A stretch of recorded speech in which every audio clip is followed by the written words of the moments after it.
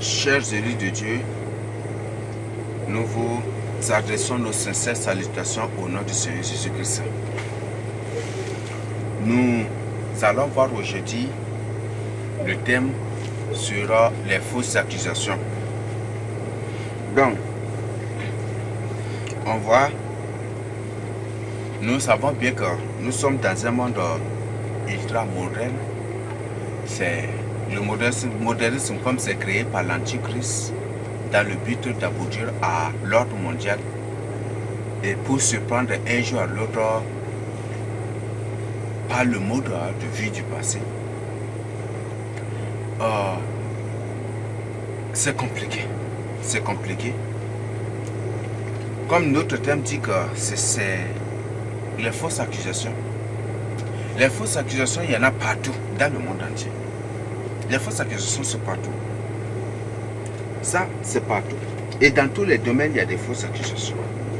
En politique, en économie, en agriculture, en tout, partout. Même dans les religions, partout, dans la société. Partout, il y a les fausses accusations. Il y a des fausses accusations. Les gens s'accusent mutuellement. Les gens s'accusent pour décrocher leurs intérêts, pour chercher leurs intérêts, pour avoir ce qu'ils veulent. Et partout dans le monde entier, il y a ce qu'on appelle des fausses accusations. Ne dites pas que les fausses accusations, c'est seulement en Christ. Non, partout aussi. Partout. Ça a commencé. Il y a beaucoup. Donc il y a des fausses accusations partout. En politique, là vous le voyez, à travers les hommes politiques ou les politiques qui s'accusent. En religion, le Seigneur Jésus-Christ n'est pas une religion, mais on voit qu'en religion, il y a des fausses accusations. C'est la même qui servent Satan. Ils sont au service de Satan. Parfois pour avoir les gens, pour duper les gens, pour tromper les gens. Qu'est-ce qu'ils font? Ils s'accusent aussi. Ils créent des choses. Donc les fausses accusations, c'est partout. Mais ce n'est pas pour voir les fausses accusations dans la manière générale des trucs. Bien que peut-être en développant certaines parties va toucher le côté mondial ou le côté politique ou le côté ceci, cela. Mais pour nous ici, c'est pour voir. C'est dans le contexte des élus de Dieu. Parce que la Bible dit, si tu n'es pas élu de Dieu, tu ne seras pas sauvé parce que ce sont les élus qui seront enlevés, qui seront sauvés. Donc, comme on a vu, les fausses accusations, il y en a partout, dans le monde entier. Partout. Et même, c'est là comme avant, les gens, il y a beaucoup de gens qui avaient grandi dans le monde et qui ont mangé dans le monde, vécu dans le monde, fait tout dans le monde.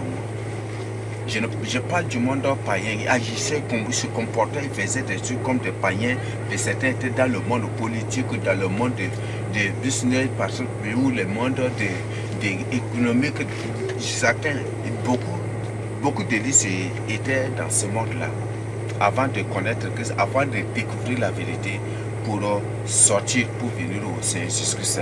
Et c'est ceux-là que le Seigneur les a appelés dans Jean 10, les brebis qui entendent sa voix et qui le suivent.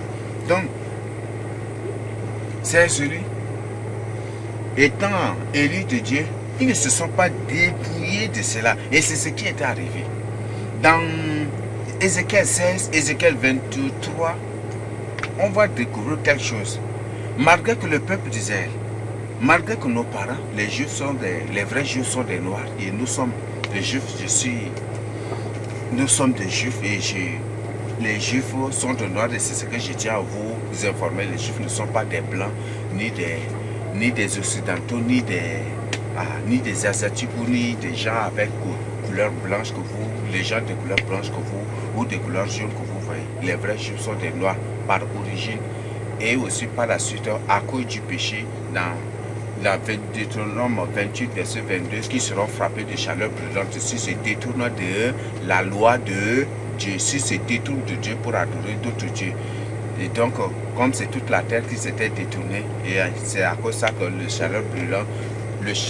la chaleur brûlante nous a brûlé et qui a fait que nos corps pour résister à la chaleur étaient devenus plus noirs encore, et c'est ce qui fait que nos graisses s'étaient transformées et nous sommes devenus plus noirs encore aujourd'hui. Donc comme ils se sont détournés de Dieu, quand ils étaient sortis de l'Égypte, qu'est-ce qui s'était passé? Les pratiques cananéennes, les pratiques égyptiennes, les liens les ont suivis.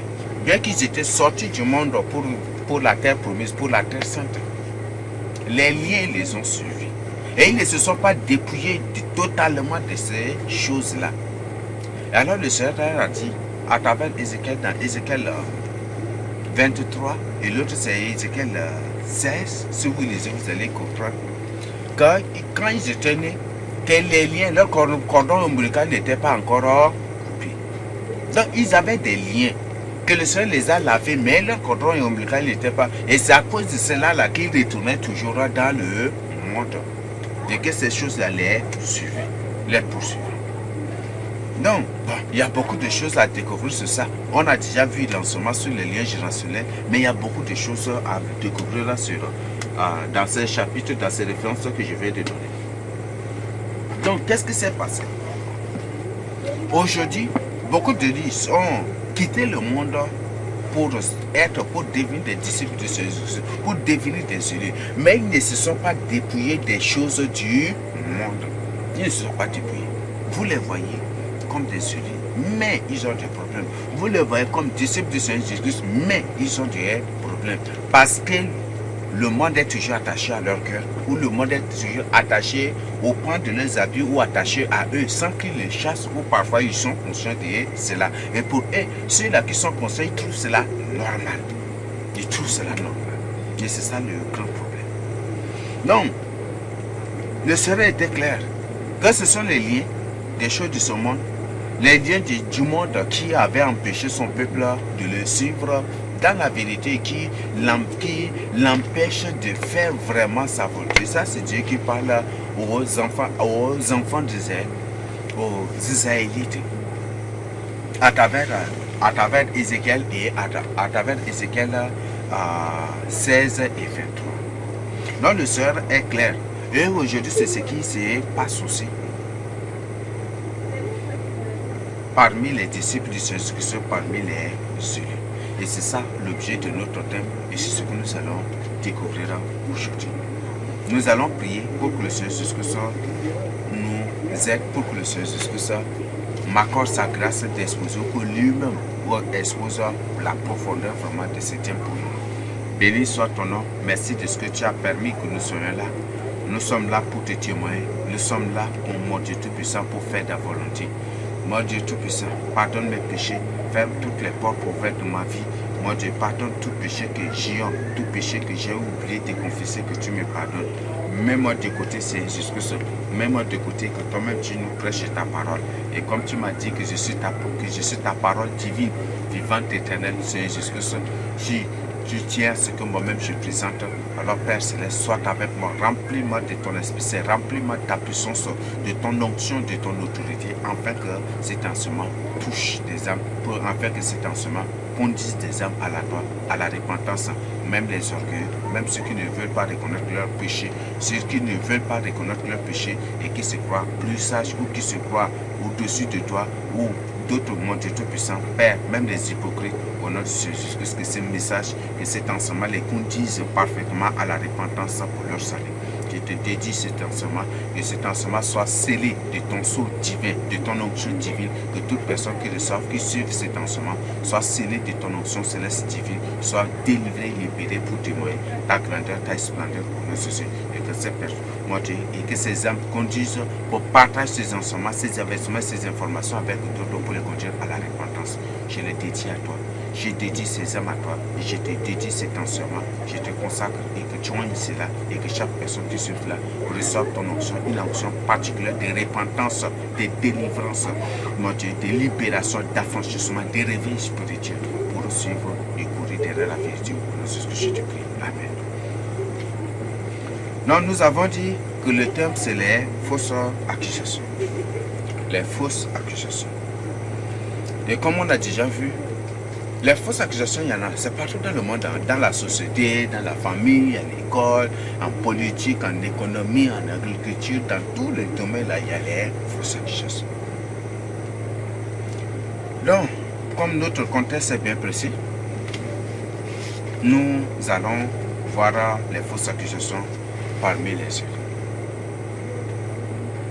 Bon, les fausses accusations. Si je ne trouve pas vraiment nécessaire de nous présenter la définition vraiment d'une accusation. Parce que je crois que tout le monde connaît déjà ce qu'on appelle accusation. Pour comme tu m'accuses faussement, donc je crois que c'est tout le monde qui connaît déjà ce qu'on appelle accusation. Donc vous n'avez pas besoin vraiment que je revienne encore sur ça. Donc les fausses accusations, on connaît, tout le monde connaît ce qu'on appelle accusation, donc je crois que vous n'avez pas besoin que je vienne vraiment dans ça. Au point 2, nous allons voir les canaux des fausses accusations. Les canaux par lesquels les fausses accusations viennent. Les canaux par lesquels les fausses accusations sortent. Les canaux par lesquels les fausses accusations explosent en continuant personne. Donc, ça c'est parmi les élus de Dieu. Le premier canal, c'est quoi? C'est les fausses visions. Quand tu reçois une fausse vision, c'est vraiment terrible. Bon, veuillez m'excuser d'abord. Le premier canal, d'abord, c'est des manipulations. Parce qu'on ne peut jamais parler des fausses visions, des trucs comme ça, sans toutefois parler des manipulations. Donc, nous avons dit que, comme on vient de voir, les manipulations. Si tu es manipulé, si tu es une personne manipulée, c'est vraiment terrible. Si tu es une personne manipulée.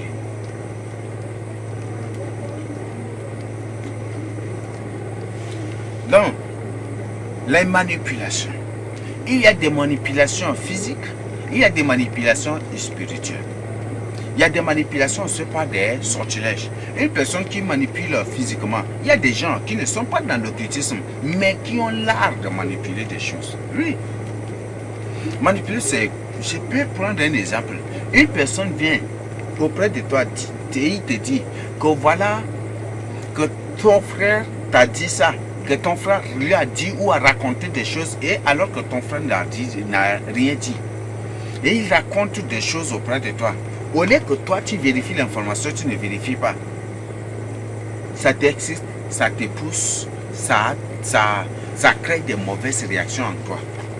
Peut-être de colère, fureur ou autre chose. Et maintenant, après avoir fini avec toi, il retourne vers ton frère là, il lui dit que toi tu as raconté ça. Il lui raconte tout. Alors que c'est des choses que tu n'as pas dites, qui ne sont pas sorties de ta bouche. Et l'autre croit que c'est certainement toi qui aurais dit cela. Ou c'est certainement toi qui as dit cela. Et automatiquement ça crée une réaction.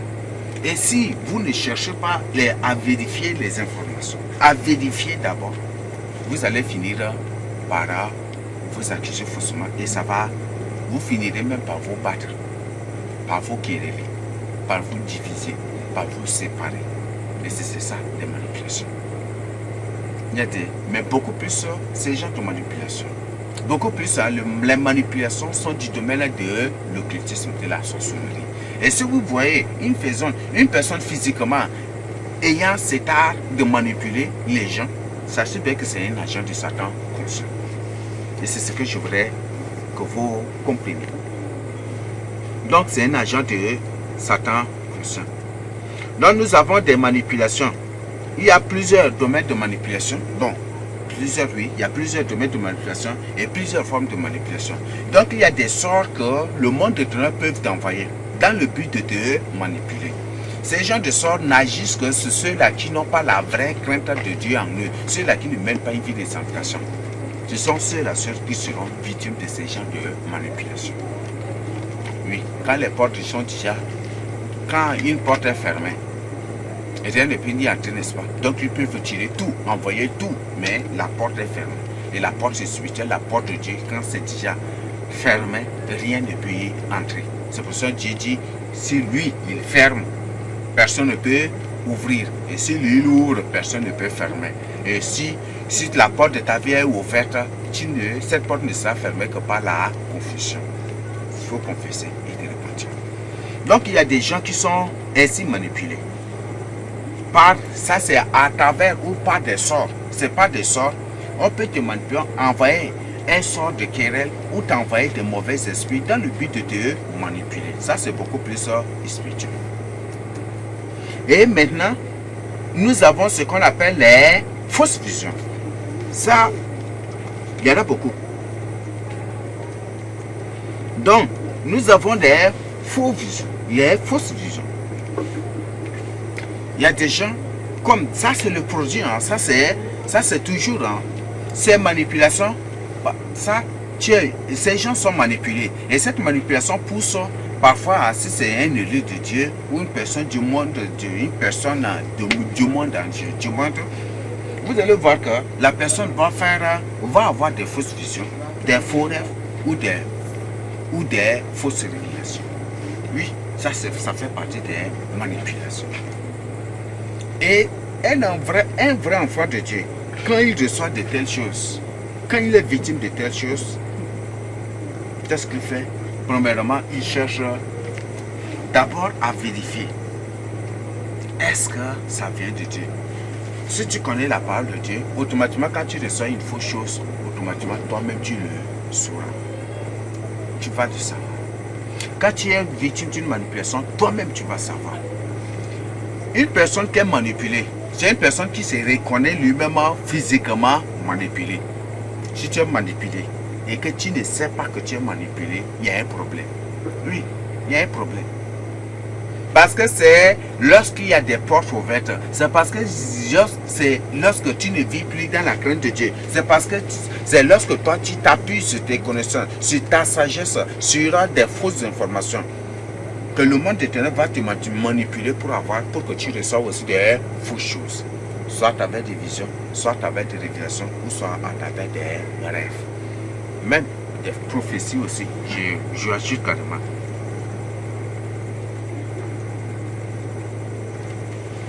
Donc, voilà les canaux. Donc les manipulations engendrent les fausses visions, les fausses révélations, les fausses prophéties. On peut prendre l'image d'une personne pour venir t'attaquer. Et le matin, tu vas crier, oui, moi, telle personne est venue m'attaquer, telle personne est venue m'initier, telle personne est venue coucher avec moi, telle personne est venue m'envoûter, telle personne est venue faire ceci, telle personne a fait cela, ceci, cela. Parce que tu es manipulé. Et toi-même, en tant qu'enfant de Dieu, en tant qu'une personne qui a l'esprit de Dieu en lui, si tu es manipulé, tu n'as pas besoin qu'une personne te dise, c'est toi-même qui le sauras. Mais si une personne dit que non, je suis manipulé comme ça, des trucs, oui, si c'est une manipulation par envoûtement, là tu ne le sauras pas. Mais si c'est une manipulation de trucs comme ça, tu le sauras. À cause de tes péchés de trucs, tu le sauras. Donc c'est ce que tu dois comprendre. C'est ce que tu dois comprendre. Donc si tu es manipulé, quelles sont les conditions, tu le sauras. Tu dois savoir. Ce n'est pas dans le futur, mais c'est plutôt de manière automatique. C'est de manière automatique que tu vas savoir que tu es manipulé, que tu es utilisé inconsciemment, que tu es dominé par des faux maîtres. Comme Isaïe, comme il a dit, éternel Dieu, d'autres maîtres que toi ont dominé sur nous, n'est-ce pas? Donc voilà les choses. C'est Isaïe comme les gens oubliés. Éternel, d'autres maîtres que toi ont dominé sur nous. Pourquoi? Quand d'autres maîtres te dominent sur toi, qu'est-ce qu'ils font? Ils t'imposent de faire ce que tu ne dois pas faire. Ils te donnent des ordres, ils te montrent des choses que tu ne dois pas faire. Ce que tu ne veux pas voir, tu vas voir. Et si c'est comme c'est un maître, peut-être il est nu dans sa chambre de chef. Et il te demande d'entrer derrière lui. C'est un maître. Si tu n'entres pas, il va te filer. Donc, il te montre des choses que tu ne veux pas voir. des choses que tu ne veux point du tout voir. Ce sont ces choses-là qu'ils vont te montrer, qu'ils vont te montrer, qu'ils vont te révéler, qu'ils vont te présenter sous forme de vision ou de rêve, de prophétie, de trucs. Et c'est ça, parce que c'est d'autres maîtres qui règnent sur toi. La Bible, Ésaïe a clairement dit d'autres maîtres, donc c'est au pluriel. Donc si tu es soumis à des manipulations, ne dis pas que tu es une seule personne qui te manipule. Non. Il y a Satan, les démons, il y a des sorciers aussi. Donc c'est tout état. C'est une population des ténèbres qui est sous de cette main. Et c'est là. C'est pour ça que quand une personne est réellement, une personne qui cherche réellement le salut de son âme, une personne réellement qui est remplie de l'Esprit Saint, une personne réellement qui comprend la parole de Dieu, une personne réellement qui vit dans la crainte de Dieu, quand il est manipulé, une seule seconde, où il est en train de faire quelque chose sous manipulation, automatiquement il le sait, parce que l'Esprit Saint qui est en lui réagit pour lui dire que ce n'est pas lui qui lui montre cela, mais c'est un autre esprit qui est en train de l'utiliser, ou c'est un autre esprit qui est en train de lui montrer des choses, ou c'est un autre esprit qui lui a montré, qui lui a révélé, qui lui a présenté, et automatiquement le vrai Esprit Saint, l'Esprit Saint va réagir en la personne. Ça, c'est la preuve. C'est à cause de ça que la Bible dit que l'Esprit Saint nous conduira, c'est l'Esprit Saint qui nous conduira dans toutes choses. C'est ça la mission de l'Esprit Saint dans ta vie. C'est ça la mission de l'Esprit Saint dans ta vie. Donc pour dire que si tu es manipulé et que tu ne sais pas que c'est une manipulation, c'est que tu n'as pas encore reçu le Saint-Esprit, c'est que tu n'es pas encore réellement converti. C'est juste l'information. Si tu es manipulé et que toi-même tu ne le sais pas, toi-même l'Esprit Saint qui en toi ne réagit pas, c'est pour dire que tu n'es pas réellement converti et que tu n'as pas véritablement l'Esprit Saint en toi. Ou toi-même là, tu t'es laissé ou envoûter à un haut niveau.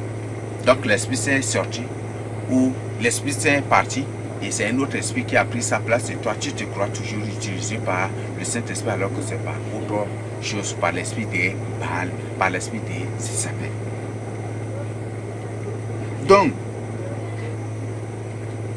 sont là les canaux par lesquels des fausses accusations sortent.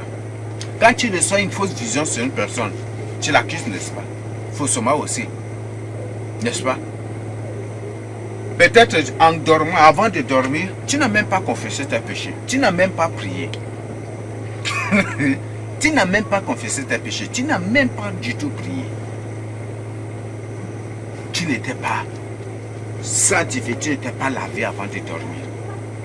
Peut-être tu étais endormi avec des centaines de personnes emprisonnées dans ton cœur, sans toutefois les pardonner, sans toutefois les libérer. Tu as été endormi comme un terrible criminel. La nuit, ceux-là qui ont des problèmes spirituels, les sorciers prennent leur image, qui ont des problèmes, qui sont faibles spirituellement, les bébés spirituels ou des gens qui viennent d'accepter le message de sanctification et qui ne sont pas forts et qui n'ont pas compris des choses que toi tu as déjà découvertes, des choses que tu as déjà comprises et qui sont en train et qui apprennent encore. Ceux-là, le monde des ténèbres parfois prend leur image, leur apparence pour venir t'attaquer, pour te bâtonner ou pour faire quelque chose. Et quand tu vas te réveiller, boum, là, tu vas dire, Éternel Dieu, merci beaucoup. Tu vas te rendre des actions de grâce à Dieu parce que Dieu vient de te révéler un sorcier. Ou Dieu vient de t'exposer un sorcier, un agent de Satan, un loup ravisseur de Dieu. Alors que c'est faux. C'est juste une manipulation. C'est très facile de se reconnaître manipulé. Si réellement tu es converti, si réellement tu as l'Esprit Saint en toi, si réellement tu es né de nouveau, si réellement tu es baptisé du Saint-Esprit, si réellement tu as les flammes de feu du Saint-Esprit en toi, si réellement tu es le temple de l'Esprit Saint et que l'Esprit Saint est en toi, et que si réellement c'est l'Esprit Saint qui lui-même t'enseigne toutes choses, qui te montre toutes choses, qui te conduit dans toutes choses, qui t'ouvre les yeux, si réellement c'est l'Esprit Saint qui dirige ta vie, dès le jour où dès la seconde où tu es, à la première seconde seulement, de part de manipulation, directement l'Esprit Saint te révèle, il réagit. Quand tu veux faire quelque chose sous manipulation, directement l'Esprit Saint réagit. Et c'est pour te faire comprendre, ce n'est pas lui qui est en train de t'utiliser, mais c'est un autre esprit qui est lui. C'est un autre esprit qui est en train de, qui veut te détourner de lui, qui veut et qui t'amène à la perdition. C'est ça. Donc, voilà les canaux par lesquels les fausses accusations sortent. Nous allons découvrir aussi certaines raisons après. Non, et c'est ça aussi, hein, ce sont là les canaux par lesquels là, il y a des fausses prophéties aussi. Et c'est ça, quand tu es victime d'une manipulation, c'est comme ça. Les prophètes de Baal, ils prophétisaient, n'est-ce pas? Ils prophétisaient, ils donnaient des prophéties, mais au nom de Baal. Mais aujourd'hui, l'esprit de Baal est partout. Il peut te pousser à prophétiser. Comme il y a des portes ouvertes, tu as des choses que tu dois confesser. Mais comme tu n'as pas confessé, tu n'as pas avoué, tu n'as pas confessé, qu'est-ce qui se passe? L'esprit de Baal peut t'utiliser ou te manipuler par une fausse prophétie. Et comme on a déjà vu, avec les élus particulièrement, et on a déjà vu dans les enseignements. Les prophètes de Baal, quand ils se mettent à prophétiser, vous allez voir que c'est un culte carrément, c'est un culte ou un rite des adorateurs de vaudou, hein, des pratiques de vaudou. C'est comme si c'est une cérémonie, c'est une rencontre des adeptes ou des agents de vaudou. C'est un rite. Comme les prophètes de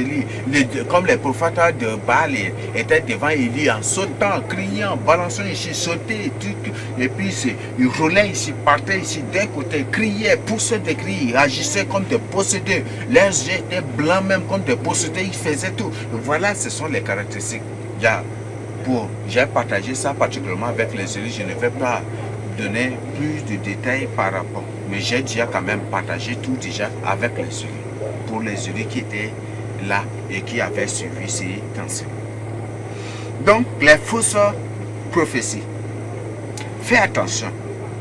Il y a une information que je voudrais te donner. Peut-être ça peut te sembler frustrant, mais c'est une information. Si tu ne prophétises pas pour Dieu, automatiquement tu prophétises pour Satan. Et c'est une information. Pour Baal, tu vas prophétiser automatiquement soit pour Satan, pour l'Antichrist. Donc si tu n'es pas prophète de Dieu, tu deviens automatiquement prophète de l'Antichrist. Parce que tu ne peux pas être prophète de le Seigneur a dit, on ne peut jamais servir, on ne peut pas servir de maître à la fois. Soit tu choisis les et tu haïs l'autre, ou soit tu sers les et tu te détournes. Donc le Seigneur est clair. L'autre chose que je voudrais nous donner comme information, le Seigneur a clairement dit, la Bible était claire, lorsque Satan était au ciel, lorsque Satan avait commis l'acte de rébellion, il avait détourné un tiers des anges, n'est-ce pas? Est-ce que Dieu l'avait maudit? Est-ce que Dieu l'avait maudit? Dieu l'avait pas du tout maudit, n'est-ce pas? Dieu a ordonné qu'il soit juste chassé et il était précipité sur la terre avec tous ceux-là qui l'ont suivi, n'est-ce pas? Maintenant, c'est lorsque, dans Genèse 3, c'est lorsque Satan avait fait tomber l'homme dans le péché. C'était ces jours-là que Dieu avait maudit Satan et tous les démons qu'il avait suivis.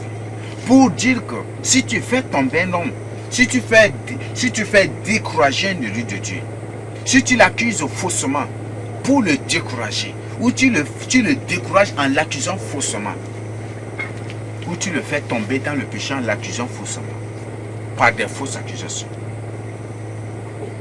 chasse bien que tu es déjà sous la malédiction. Si tu scandalises une seule âme juive, un seul élu de Dieu qui vit dans la vérité, par tes fausses visions, par tes fausses révélations, par tes fausses prophéties, par tes faux rêves, par tes fausses sagesses, par tes fausses connaissances, par tes faux signes même que Satan t'aurait donné, ou peut-être inspiré. Il faut vraiment faire attention. tu es déjà sous la malédiction et tu dois te repentir. Ce que je voudrais te donner comme une information encore. Si tu accuses faussement une personne, dans la Torah, le Seigneur avait ordonné qu'on mette des recherches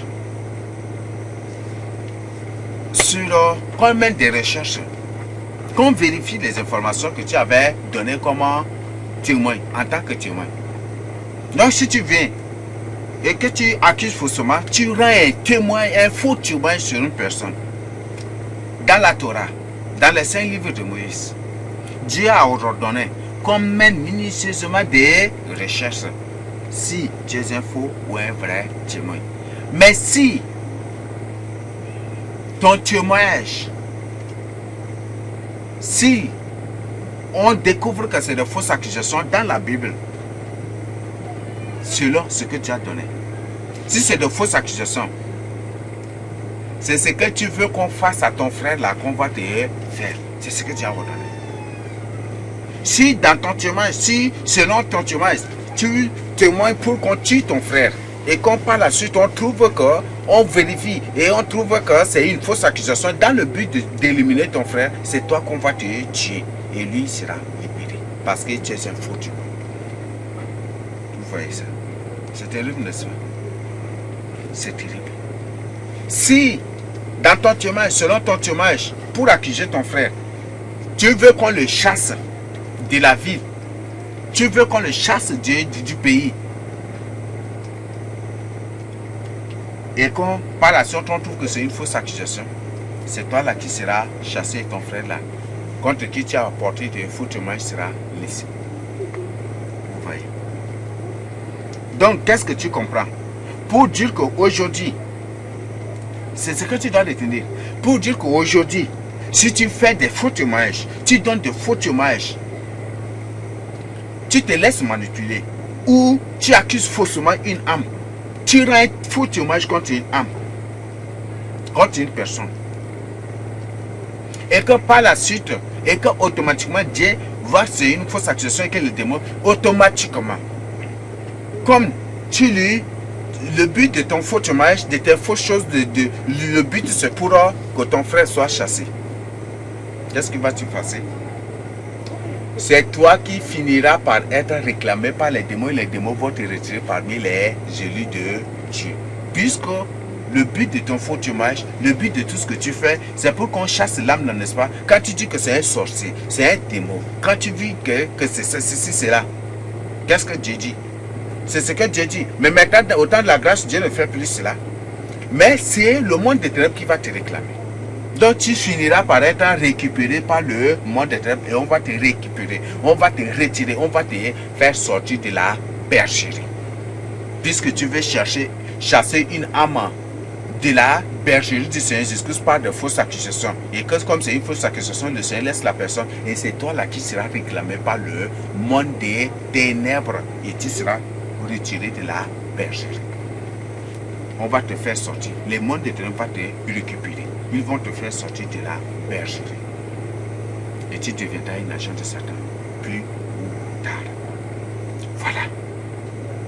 Les mystères des choses. C'est ce que j'avais dit. Le monde des ténèbres, pour te piéger, il commence d'abord par des fausses accusations.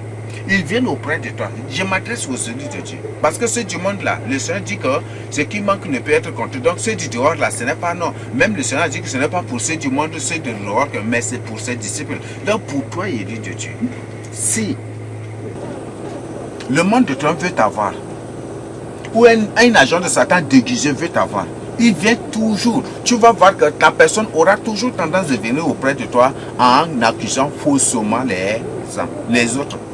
Donc le but c'est pour te faire croire que ces gens sont des sorciers. Et le but c'est pour te pousser toi maintenant aux fausses méfiances. Et le but c'est pour te pousser à accuser toi-même de ta propre bouche et à rendre des faux témoignages de ta propre bouche sur la personne pour l'accuser faussement.